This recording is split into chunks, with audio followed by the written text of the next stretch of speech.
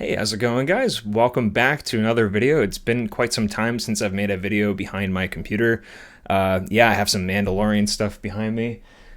Got little Baby Yoda there. I'm not going to spoil the name if you haven't watched all the episodes, but Baby Yoda does have a name.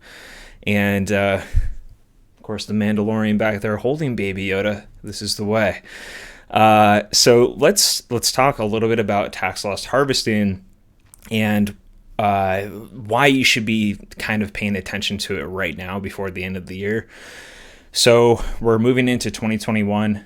Yes, the crypto market has made significant gains. Bitcoin has gone up significantly. Ethereum, pretty much all the top 20 coins have gone up significantly, minus Ripple.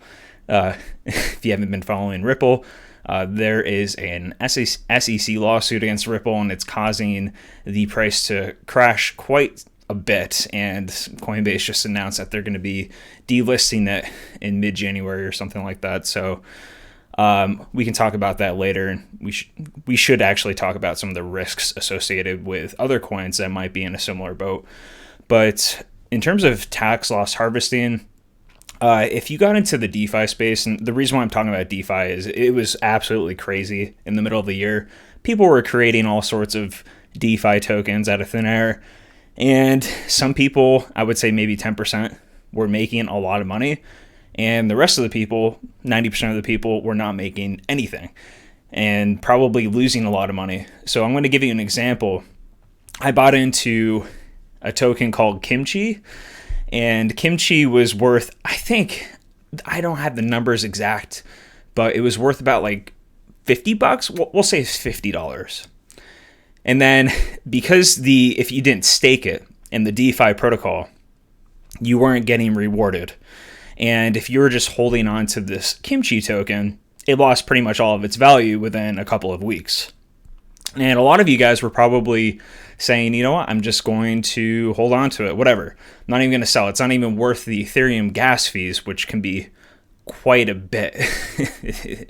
I mean, just recently it's ranged all the way from like $25-$30 just to make a transaction with these smart contracts. But if you're holding on to some of these DeFi tokens and you didn't realize a loss, well, you should probably realize a loss on them before the end of the year if you want to write it off against your gains. Now, before I go any further, this is not tax advice. I'm just sharing about what I would do in these certain situations. So please contact your CPA, contact your tax attorney, contact a company like TokenTax, really awesome company. They helped me out with an IRS audit actually with cryptocurrency. But so please do your own research. Again, not tax advice, not financial advice. So if you're trading back and forth between Bitcoin, Ethereum, some of these other alternative currencies, top 20 or whatever, and you realize the gain, well, you can write off some of your DeFi losses against those gains. But what you need to do is you need to figure out whether or not you actually can sell these tokens at a loss. And if you can sell them at a loss, you probably should before the end of the year. That way you can reduce your tax burden. Again, a lot of people just bought these things and held on to them until they reached zero. And a lot of people are just like, yeah, I'm not even going to sell them because of the Ethereum gas fees. But just weigh out the cost versus benefit of that. If the Ethereum gas fee is like $25, but you can write off a loss of like $1,000 plus, you should probably write off that loss. That way you can deduct it against your gains for the year and reduce your tax burden. So that's pretty much tax loss harvesting.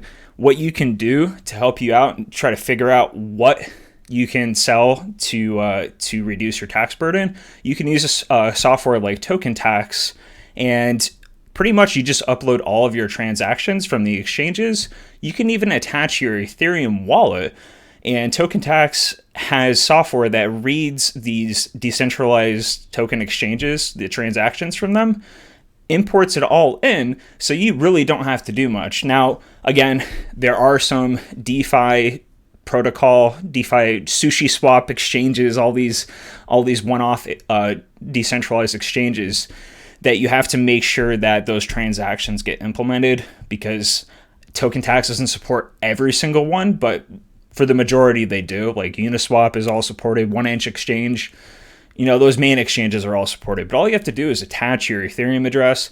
TokenTax reads all those transactions, and you can get a tax loss harvesting page, and it'll show you the potential losses if you were to sell them.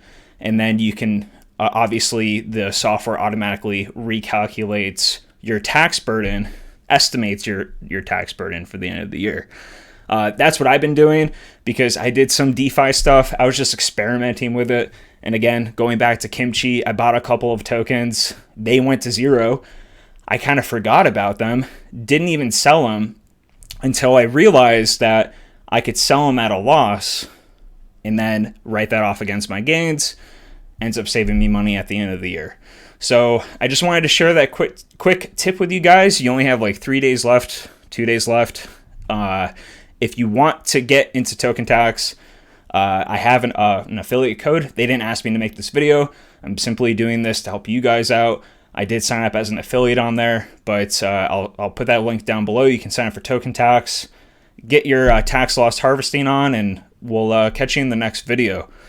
Thanks for watching. Have a great day.